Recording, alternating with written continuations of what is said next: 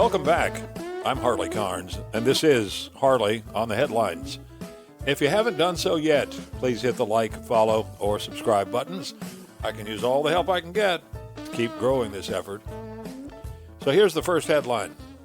China will require foreign companies to get a license, permission to sell any product that uses rare earths from China.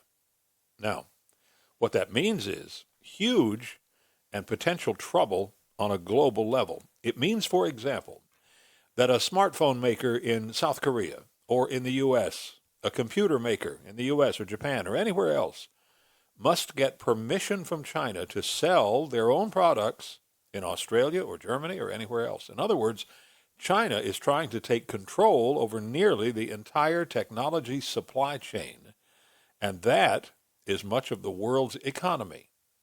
It's the latest move by China in the trade war with the U.S. It has been predicted. The only problem is it came too soon for us. The U.S. has lots of rare earths, but we don't have enough operating facilities yet to make up the difference with China. Makes China look like king of the tech world at the moment.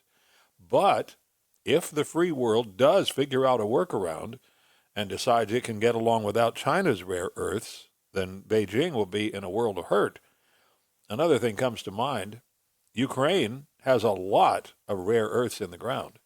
Ending that war and making deals with both the U.S. and European countries, and even Russian tech builders could build bridges and isolate China from the rest of the world. China's economy, which is already weakening and showing signs of cracking, could crumble like an old, brittle fortune cookie. It's the economy, stupid. Now, that was a sign on the wall at Bill Clinton's campaign headquarters. It became a mantra for any political campaign because it's true. The economy is always the thing that people think about the most. Not the nation's economy, their own. Rich or poor, we think about money. Bills, rent, mortgages, gasoline, electricity, medical expenses, insurance, profits. Everything that's in the home budget or even our own personal business budget. It is a major source of stress for Americans. The latest AP poll says it's so, and particularly so for 36% of the people, about a third of us. Can the president get the economy booming in the next 2 years? It'll be key to the campaigns in 28, when a Republican will be hoping to continue at least most of President Trump's policies. And it will really matter if some communist, socialist, Democrat is chirping in our ears about how government can make everything easy for us by making everything cheap or free. Keep in mind, it is not necessary for reality to underpin any of that during a campaign season. If you had been asked last week which major museum in the world would have had the best security, protecting priceless artwork and jewels and precious items, you might surely have picked the Louvre in Paris, the British Museum in the UK, the Smithsonian or the Met in the US. And you'd have been wrong about the Louvre. Thieves made a fairly simple smash and grab, like a low-rent street-side jewelry store robbery with a hammer. They used a cherry picker, a basket lift, raised themselves up to the top floor, smashed the windows, ran inside, smashed some display cases, and departed the same way, all done in a few short minutes. The take? Jewels of inestimable value. So valuable it's hard to set the price. We're talking crown jewels from the Napoleonic era, and they did it while tourists were visiting the museum. A new study is in out of King's College, London. For 6 weeks, people ate the kind of fattening foods that we love so much.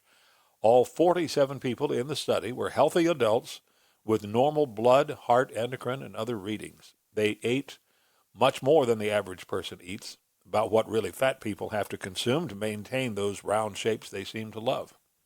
The question, does processed fatty food have immediate bad effects on people within 6 weeks? The answer, no. No meaningful differences in cholesterol levels, blood pressure, inflammation, insulin sensitivity, fat accumulation in the liver, or blood vessel function. And that went for either of the substitute fats that they use these days instead of trans fat. Does that mean in a new diet, rich in Twinkies, honey buns, and Oreos is in order? No, doesn't mean that either. And why not? Because it's the long-term impacts that we really care about, right? It's the seesaw of dieting versus lasting, permanent changes in how and what we eat. Probably means fads and gimmicks don't work, though. Thanks for that, Sherlock, right? By the way, there is a newer, more complete approach to the obesity metric. Until now, doctors have relied almost solely on how much you weigh for your height. They are adding how big is your waist. Belly fat is one of the most important issues because it's some of the most dangerous for your internal organs.